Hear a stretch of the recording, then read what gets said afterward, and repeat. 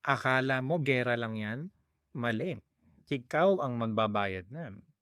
May isang tatay, araw-araw bumabiyahe papasok sa trabaho. Dating kasya na yung ₱200 na pamasahe at pagkain. Pero ngayon, kulang na. Hindi naman tumaas sweldo niya. Pero bakit ganon? Parang buwan-buwan, tumataas lahat.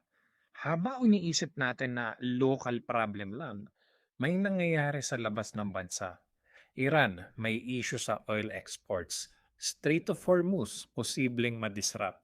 US, gumagalaw na para kontrolin sitwasyon. At habang nangyayari to, tumataas ang presyo ng oil. At kapag tumaas ang oil, hindi lang gasolina ang apektado. Pamasahe, tataas. Pagkain, tataas. Kuryente, tataas. Lahat, domino effect. Kaya yung tatay na yon, hindi niya alam o bakit mas pabigat na gastos na yun. Pero ang totoo, may gerang hindi niya nakikita. Pero siya naman babayan. Ito yung hindi tinuturo sa school.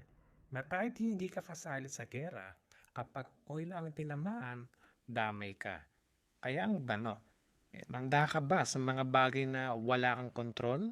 O hahayaan mo na lang na bawat galaw ng mundo, ikaw ang sumasalo ng gastos?